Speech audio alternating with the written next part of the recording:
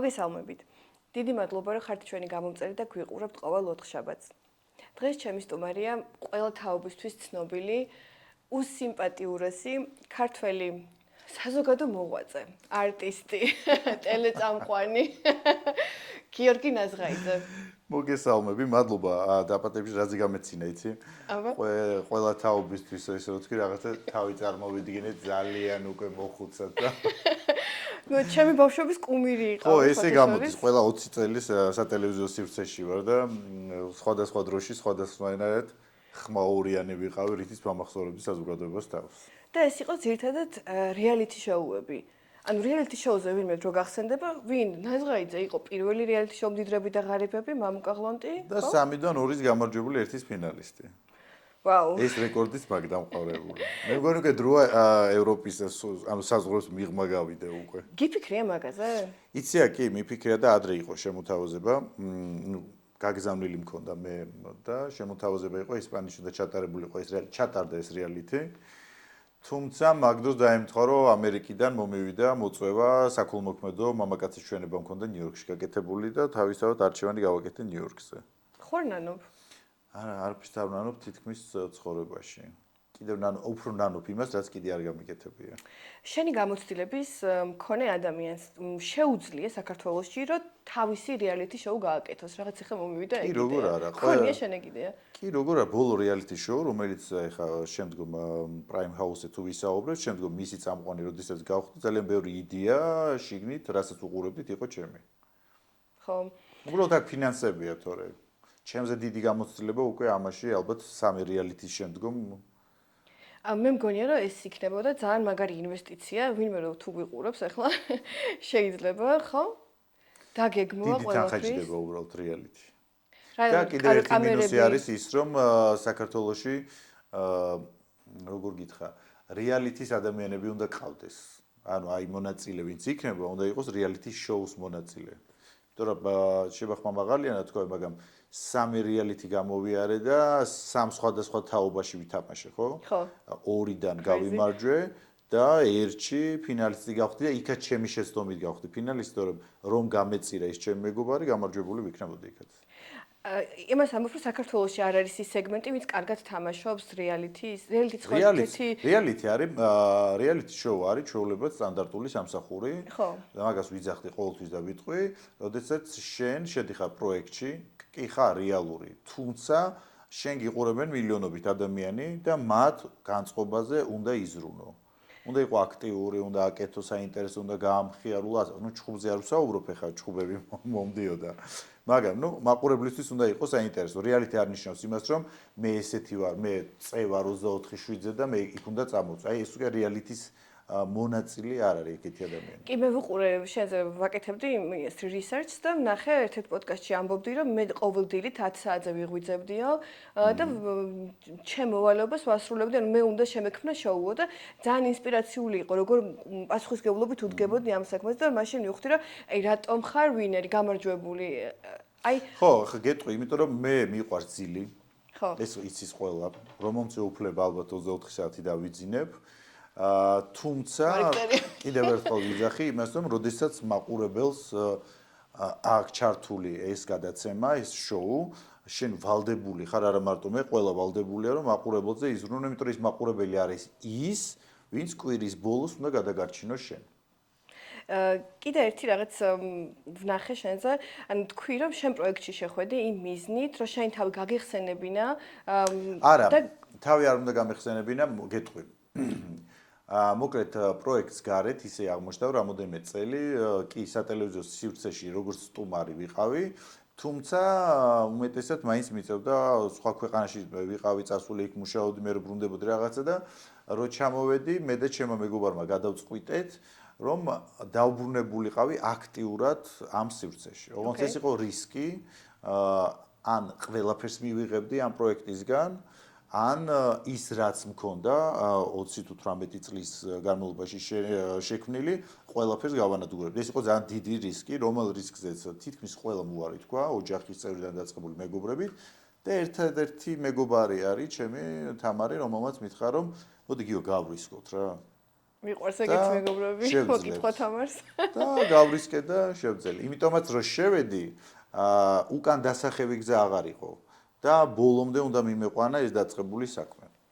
მე მგონია რომ ესეთი რისკები ყოველთვის მისაღებია, იმიტომ რომ ჯობია გარისკო და ინანო, ვიდრე არ გარისკო და იმაზე ჩემ შემთხვევაში როდესაც გარისკე და მიიღე ყველაფერი. ანუ უბრალოდ გამარჯვება არა, ხალხის სიყვარული მივიღე, კიდე უფრო მეტი პოპულარობა მივიღე, გამარჯვება მივიღე, ბინა მივიღე, მილიონის შეთავაზება მივიღე და ასე შემდეგ. და ის შეცდომები, რაც უკან მქონდა ცოდვები, გამოვასწორე.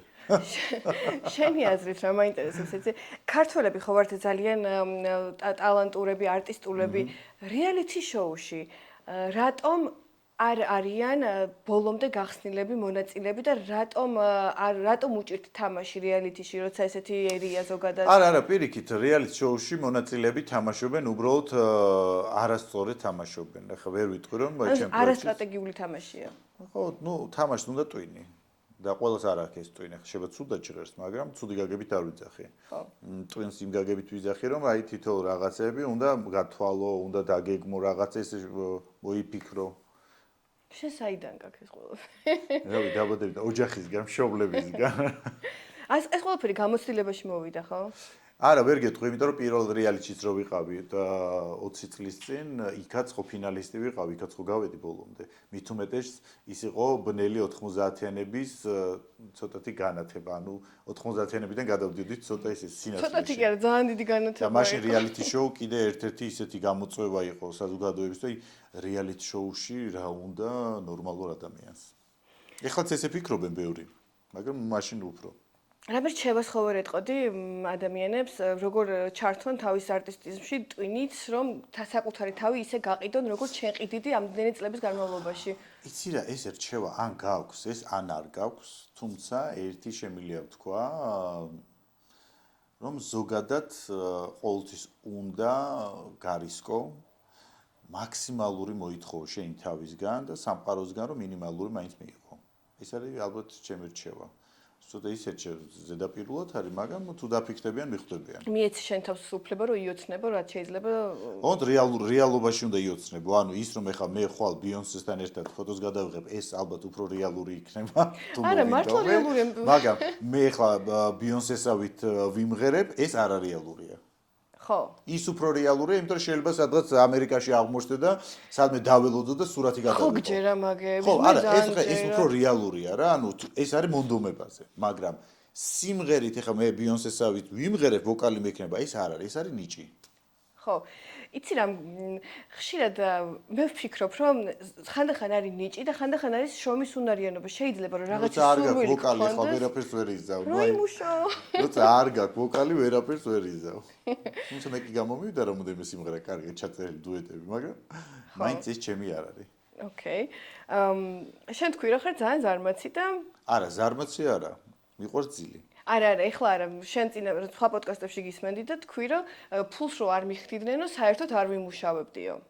ხო, აბა რატომ უნდა ვიმუშაო? ხო, მაგრამ ჩემი კველმოქმედი ხო არ ვარ, სადაც მაწერებ კველმოქმედი. ჩემი კითხვაა ის, რომ აი ჩვენ ვართ ადამიანები ანუ მიდრეკილებით რაღაცის შექმნისკენ. შენ ძალიან კრეატიული ხარ. აი რაღაცას სიყვარულით რას გააკეთებდი? აი რაც აი სიყვარულით ვაკეთებ, აგარაგზებ თესავ, ყვავილებს, ხეებს, რა მცენარეებს, კომბოსტოს, კითს, ამას ვაკეთებ სიყვარულით. სიყვარულით ვაკეთებ რემონტებს, მეხერხება, გალესვა, გაშპაკლა და ასე შემდეგ. ესენი მეხერ. სიყვარულით ვაკეთებ ამ. სიყვარულით ვაკეთებ იმ საქმეს, რაც მე უბრალოდ მსიამოვნებს, მაგრამ ის საქმე, რომელიც შენთვის ვაკეთო, ეს უხეშად ჟღერს, ან მისთვის, ან ვიღაცისთვის, უფასოდ ეს ჩემი შოუ არ არის. და არ გიფიქრი ადამიანები თავის საყვარელ საქმეს ხო ხდიან შემოსავლით წყაროდ და შენს რო თქვა არა მეზარება. ძალიან მეზარება. საკმარის შემოსავლები. არა, მაგაზე არ არის. მაგრამ მე ყოველთვის ვიძახ, მე ვარ კარგი შემსრულებელი. მე არ ვარ კარგი მართველი. მე ვარ შემსრულებელი 10-იანი. მართველად მე არ გამოვდგები. იმიტომ რომ ამას ცალკე პასუხისგებლობა აქვს, რომელი პასუხისგებლობის დაკისრებაც ჩემ თავზე არ მინდა, ძალიან მეზარება და თან იცი არის ბევრი საქმე მაქვს და აქედან გამომდინარე არა. კიდე ერთი კითხვა მქონდა, თქვი რომ საქართველოში იყო მოხუცი არის ძალიან რთული და შენ გინდა რომ შეიქმნა ისეთი პირობები, რომ იცხოვრო. და ვიძახი ყოველდღე. ხო და როგორ აპირებ? იცი, ქვეყანაში რომელშიც პენსია არის ძალიან მიზერი, საშინელებაა ჩემი შეფასებით, იმიტომ რომ მე მყავს ასაკოვანი მშობლები და რომ არ ყავდეთ ჩემს მშობლებს შვილები, ანუ მე და ჩემი ძმები, ანუ რითი უნდა ნებისმიერი ადამიანი რო აიყო რა, რითი უნდა იარსებოს პენსიონერმა, როდესაც წამალი რაფასი, ნუ მოკლედ. ოპერაცია და ყველაფერს თავი დავანებოდა ყოველდღიურ საშუალებას რაც ჭირდება ზოგადად. ასეთი სიბერე რო არ მინდა და ჩვენ ცხოვრობთ ისეთ ქვეყანაში, რომელშიც არ ამგონია რომ ჩვენ ახლა დიდი ბრიტანეთის ან რაღაცა მსგავსი სახელმწიფოს დონეზე ავიდეთ, ვცდილობ რომ შევიქმნა ისეთი მშვიდი სიბერე ნიშნავს იმას, რომ მქონდეს ჩემი უზრავი ქონებები, რომელიც შემდგომ გაქირავდება თუ რა იქნება და მშვიდად თვის ბოლოს ჩამოულიყო. ჩემი საქმიანობა ეს იქნება, ჩამოუვარო და ეს თანხები ავიღო. წარმატებებს გისურვებ შენ საქმიანობაში. ნახევარზე უკვე გავედი. ძალიან კაი. შენ გამოიყურები ძალიან კარგად. რამდენი წლის ხარ? 40-ს ხდები. ოკეი. რამდენ თვეში? ეხლა ხო არის თებერვალი? ხო. მარტი, აპრილი, მაისი, ივნისი. ხო, 3 თვე ნახევარში. საქართველოში ბიჭების ალბათ 1% გამოიყურება კაცების, მამაკაცების ისე როგორც შენ. ნუ მადლობა. და ანუ რატომ არ უვლიან საქართველოში კაცები თავს?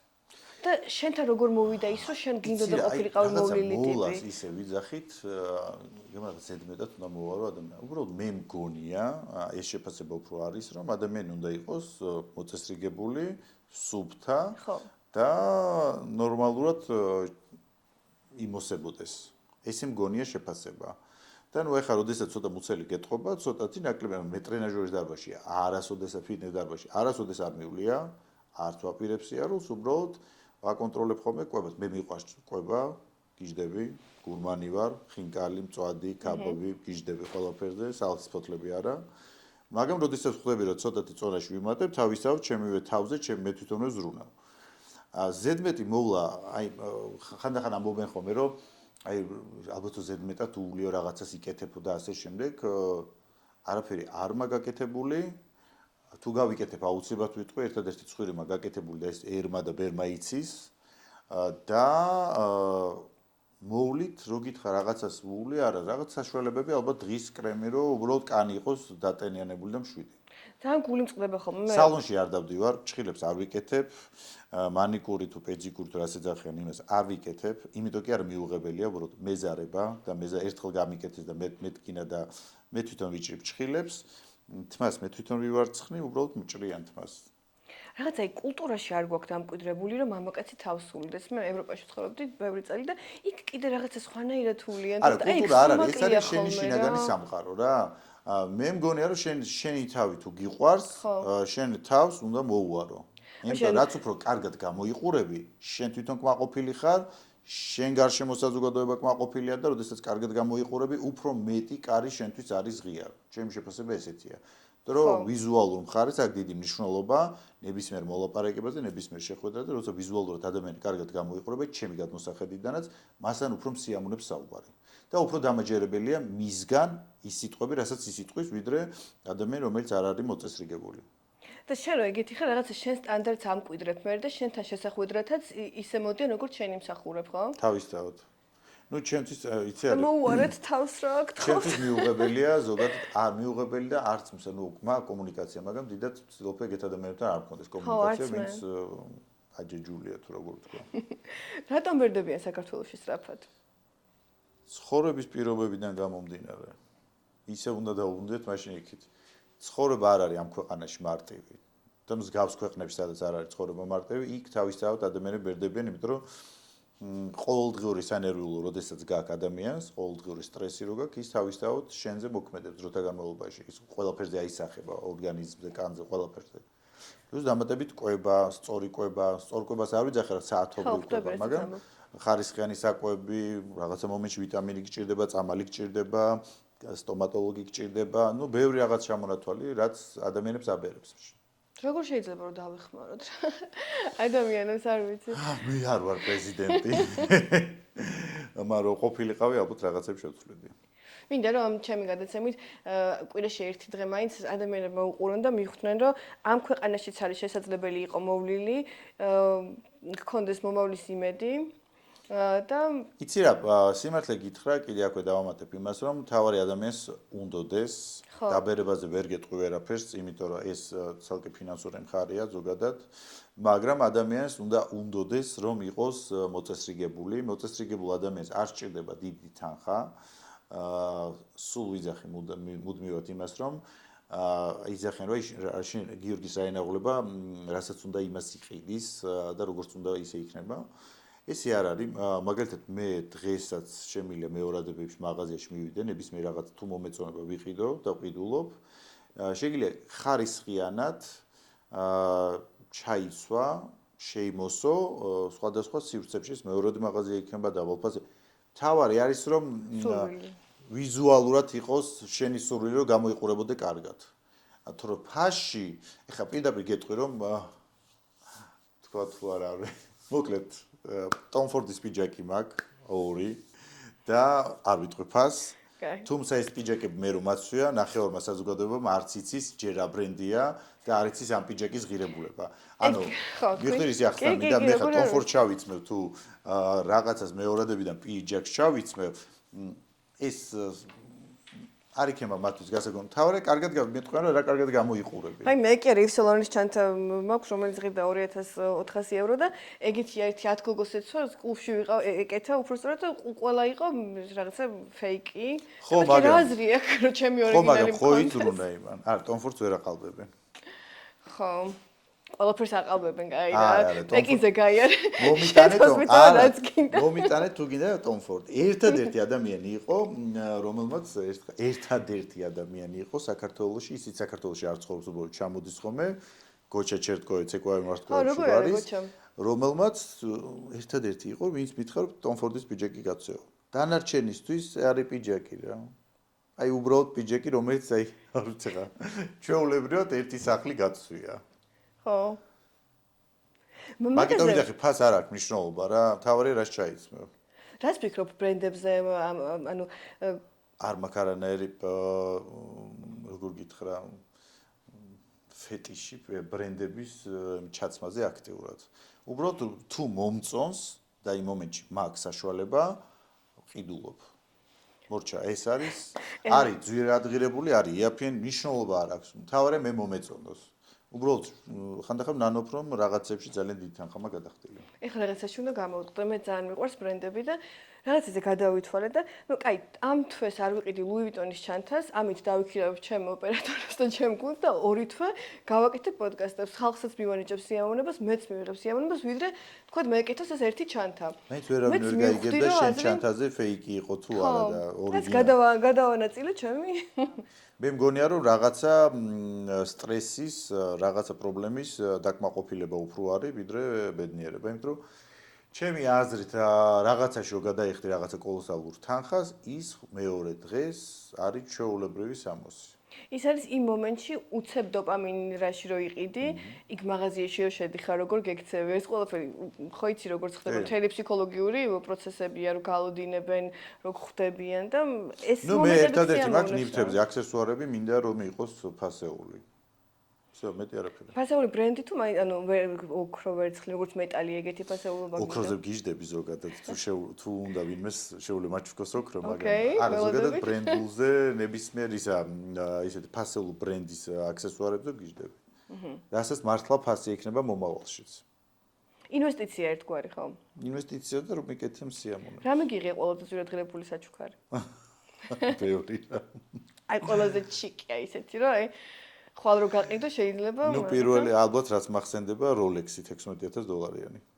ვაუ, ეს გადამყიდველის განიყიდეს თუ რიგში ჩადეკი? არა. მაღაზიიდან მე ვიყავი მაღაზიაში, ამ არჩევინეს და ავიღე. ოკეი, რამდენი ხანი მოგიწია ლოდინი? არც ერთი. პირდაპირ ავიღე. ოკეი. ოც აღარ მაგავყიდე, იმიტომ რომ სულ ოქრო იყო და საქართველოში ხმარობენ ესე Rolex-ებს, რაღაცებს უკვე კი ხო მე მგონი. კი, როგორ არ ხმარობენ. ხო, არ ვთქვი, $8500-იანი საათი კიდევ. ავტომობილი ორჯერ. აუ, რა ვიცი. გაგახსენდა ხო ხე რაღაც ახალგაზრდობა. აი, ეხლა ამ ეტაპზე კიდე ხარ იმ პოზიციაში, რომ იღებ ძვირადღირებულ საჩუქრებს თუ? კი, რატო არა, როცა მჩუქნიან, ვიღებ. მაგალითად, ახლა საყვარმა ადამიანმა მაჩუკა ძვირადღირებული ნახატები. ნახატებზე მიყვარს და ძვირადღირებული ნახატები მაჩუკა. კი, უცებ. გიორგი, შენ ხარ ძალიან კარგი პიარი საკუთარი თავისთვის პირველ რიგში. ანუ შენ კარგად ყიდი საკუთარ თავს. მაგის დაგეთანხმები ნამდვილად. ეს არის რაში შემიძლია კი ვთქვა. ადამიანები ახალგაზრდები ვინც გვიყურებენ და აქვთ რაღაც უნარები და უნდათ რომ საკუთარი თავი გაყიდონ. რას ვურჩებთ, რას ვეტყვით მათ, რითი დაიწყონ, როგორ წარმოწიონ საკუთარი უპირატესობები წინა პლანზე? იცი რა, ჩემი რჩევა იქნება ის, რომ ყველაფერი ცადონ. დამყოთ სტაჟი სადღაც თუ არ აქვს არჩეული ერთი მიმართულება რა, რაღაცა ერთი კონკრეტული მიმართულება. უნდა ცადონ რამოდენიმე მიმართულება და სადაც ყველაზე მეტად იგრძნობენ თავს, კომფორტულად და მიხვდებიან, რომ ეს მათ კარგად გამოსდით, თუნდაც გაყიდვადი უნდა იყოს ის, რასაც აკეთებენ. იმის მიხედვით, ანუ რაღაც ერთზე არ უნდა ჩაიციკლო, რომ აი რაღაცა კონკრეტულად ეს ვაკეთო, ეს რაღაც. ბევრი და იქ მიხვდები, რომელი არის შენი, რომელი ყველაზე მეტად გამოგდის და დამატებით ვიღაცებს აჩვენო შენ გარშემო ადამიანებს, ვინც შეფასებას გაუკეთებს სწორს. ისინი გირჩევენ, რომ რომელიღაცა არის სწორი. ხა ჩემ შემთხვევაში ესე არ იყო, მე ვიცოდი ჩემი მიზანი და ამ მიზანს გავყევი ესე, გავყევი და გამოვიდა და გავყევი. ჩემ ეზრით თავდაჯერებულიც უნდა გახდეს ადამიანი ამ თავდაჯერებული უნდა იყო აუცილებლად, თუ არ გჯერა იმას, რასაც შენ აკეთებ, მაშინ მე როგორ დავიჯერო? როგორ დაიჯერონ ადამიანებმა საკუთარი თავის, რა უნდა გააკეთონ? აი, როგორ გავხდეთ თავდაჯერებული? ეს იგიცი როგორ რთული ამბავია, მე რა შევაც არ უნდა მივცი ადამიანს, თუ არ არის ის თავდაჯერებული, აი ხმე ჩემ მეგობრებს ვეუბნები ხოლმე მუდმივად რომ ვიღაცას რაღაცა პრობლემა რო აქვს, რაც არ უნდა ფინანსურია, სასიყვარულოა, კარიერული, ნიშნობა არ აქვს, სარკეში ყოველდღიურად უნდა ჩაიხედო და შენ თავს უნდა უთხრა რომ ეს დღე იქნება უკეთესი. აი ამაში დარწვა, შენ თავს უნდა ესაუბრო, შენ თავს უნდა დააჯერო. აი მაგითო გეუბნები, შენ თავს თუ არ დააჯერდი, შენ თვითონ თუ არ გჯერა, სხვას ვერ დააჯერებ. და მაშინ რაღაცა გამოდის, იმიტომ რომ შენ უკვე შინაგანი თვითდაჯერება გაქვს, რომ აი ეს ესია და ეს გამოვა და დაჯერებულად მიდიხარ. და დამატებით ყველა კარის გახსნა უნდა სცადო ადამიანმა ის რომ აიცია ეს მე არ გამომივა, არა მოდი ცადე, თუ არ გამოგივა და წამოხვალ. ხო, ჯობია ცადო. ყველაფერი. რას გეკითხები მეგობრები ყველაზე ხშირად? რა საკითხთან დაკავშირებულ რჩევებს? თავის მოვლა, სიყვარული, ურთიერთობები, კარიერა. ყველა თემაზე ვსაუბრობთ ხოლმე, რავი. ჩვენ ახლა მეგობრებს ერთმანეთს სულ გვაქვს ყველა თემების განხილვა და ერთმანეთში ინფორმაციული გაცვლა ეს, მაგრამ ჩემ გარშემო მაინც უფრო ისეთი დამოუკიდებელი ადამიანები არიან, ყველა თითქმის შემდგარია უკვე ასე თუ ისე და მით უმეტეს ასაკიც ჩვენ უკვე ისეთი გვაქვს, რომ დიდად ამ ფორმით საუბრები უკვე და უცხო ადამიანები, შენი ფანები, ანუ ადამიანები ვინც გიყურებენ. ხო, აი უცხო ადამიანები ხშირად მეკითხებიან, სოციალურ ქსელებში მწერენ და ნუ მე ყველასთან კომუნიკაცია აბსოლუტურად ვცდილობ მაინც რომ მქონდეს ყველასთან.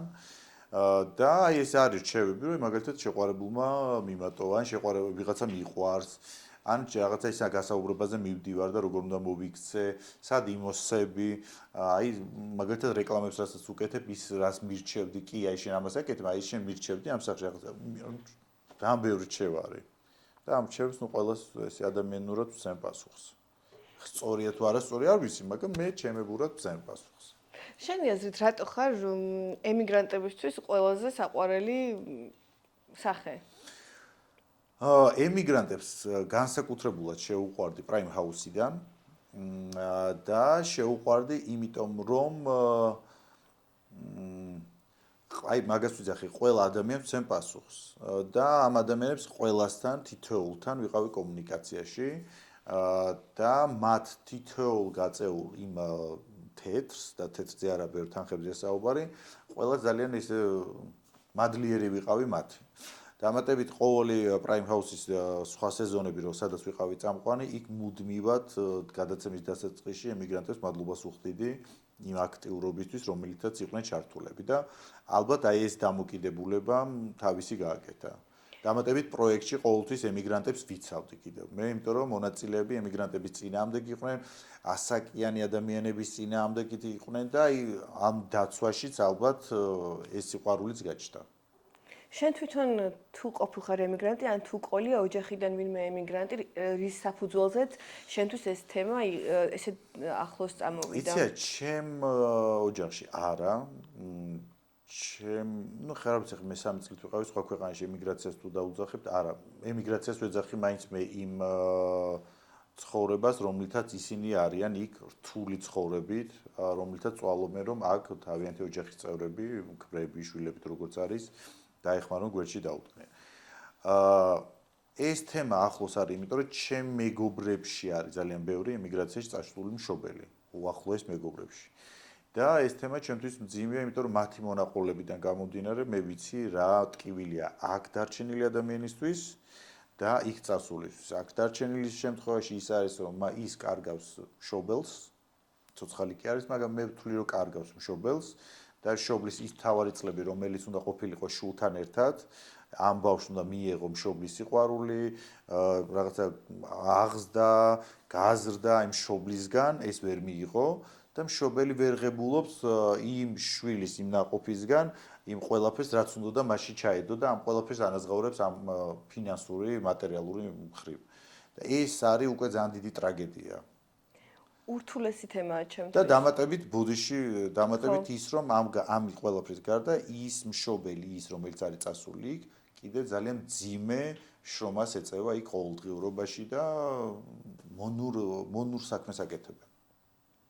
ძალიან რთულია, რომ ადამიანებს უთხრათ ეს მატერიალური კეთილდღეობა არ ღირს ამ ყველაფრად, მაგრამ ნამდვილად არა, მე ვერ ვეტყვი ვერავის, იმიტომ რომ არავინ არ იცის ხვალ ვინსად აღმოჩნდებით და რატომ აღმოჩნდებით, იმიტომ რომ კარგი ცხოვრებიდან გამომდინარე, არავინ არ წასულა ამ ქვეყნიდან და არ წასულა იმიტომ რომ აქ კარგად ეცხოვრათ მათ შვილებს, კარგად ეცხოვრათ კი, მაგრამ იმ გაგებით არა რომ მათ ყველაფერი ექნებოდა, უბრალოდ სხვა გამოსავალი არ იყო. მე ვცხოვრობდი კარგად ემიგრაციაში და ვიყავი ძალიან ბედნიერი, მაგრამ რაღაც ეტაპზე მივხვდი, რომ ჟირაფი რაღაცა ფინეთში ვერ იცხოვრობს, იმიტომ რომ მენტალურადაც ანუ ვერანაირად ბოლომდე იქაური ვერ გახდები, მაშინ ბევრი თაობები უნდა იცხოვრო და მიუხედავად იმისა, რომ კარგ პირობებში ვცხოვრობდი, უმტკივნად მაინც ძალიან რთული იყო და რო წარმოვიდგენდი სხვა ადამიანებს იმ პირობებში იყვნენ, იცი რამდენჯერ მიტირია მაგათ არა, რთულია. იმიტომ რომ ქვეყანა, რომელშიც შენ დაიბადე, რომელშიც გაიცა, მით უმეტეს საქართველო არის და ქართველები ვართ, როგორ გითხრა, სხვანაირი ხალხი ვართ ჩვენ. ჩვენ ვართ რაღაცა მე ვეძახი საქართველოს ერთ იტალიურ ეზოს, რომელშიც ყველა ერთმანეთისთვის არის, იმიტომ რომ როგორც არ უნდა უმუშევარი იყო, როგორც არ უნდა ფინანსები არ ქონდეს და გიჭირდეს და ასე შემდეგ, არც მშიერი არ მოკვდები ამ ქვეყანაში. არც კომუნალური გადასახდელის გარეშე, ანუ სინათლის რაღაცას არ ჩაგიჭირა, იმიტომ რომ რაღაცნაირად ისეთი ერი ვარ ჩვენ, რომ მაინც ერთმანეთს გვერდში უმეტესად კი ჭირში უდგავართ, ეგ გვაქვს ჩვენ ცუდი. და ხინში ნაკლებად, მაგრამ აი ეს გვერდში დგომა მაინც გვაქვს. ჭირში რატო უდგავართ? ის ხვისი ჭირი ჩვენ ჭირს გვავიწყებს და რაღაც არა, ჩვენ როდესაც ხვას ვეხმარებით, იქ ჩვენ თავს ვიკმაყოფილებთ, რომ აი ჩვენ მასზე უკეთესი ვარ თუ რაღაცა და როდესაც ადამიანი უკვე აღწევს ძალიან დიდ წარმატებას და შენზე მაღლა მიდის, აი ამას უკვე ვერ ვეგუებით. ჩემი შეფასება ესეთი პირადი გამოცდილებებიდან გამომდინარე, როგორც ჩემი მეგობრების, მგონია რომ ძალიან ობიექტურია, იმიტომ რომ ეგრეა, რაც ხედავთ ეგრეა. ხო, რაც არის რეალობა, ეგ არის და მე ხალხს სხვათა შორის სუმეზარება, ხა სხვის ბედნიერებაზე კიდე ვიფიქრო თუ რაღაც წარმატებაზე, აი ჩემი შოუ არ არის, აი ძალიან გამიხარდება შენი წარმატება, მაგრამ აი კარს მიღმა აღარ მადარდებს რა. ხო, რა თქმა უნდა. ეხლა ვიღაცა რომ მიდის და ამაზე ფიქრობს და რაღაცა. ნუ იმას თავის ცხოვრება არ გააჩნია, ფაქტია. ეს არის. ძალიან დიდი მადლობა. ვისაუბრეთ საინტერესო თემებზე, მე მგონი. და ძალიან ვაფასებ შენაირ ადამიანებს, საერთოდ არ მიცნობდი კარგად, მიპასუხე, მოხვედი ჩემთან.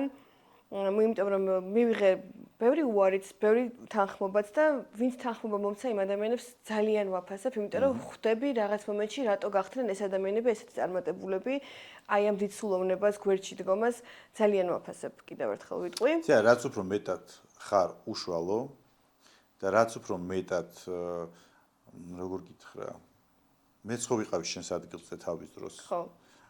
მეც ხო გამოვლილი მაქვს გავსი რა. და მე რაც ტკენდა და მწყინდა, იგივე სხვას რატო უნდა გაუკეთო? როდესაც ჩემთვის ეს 1 საათი თუ 9 საათი არაფერს არ ნიშნავს, ეხლა ხო? შენთვის ნიშნავს ბევრს.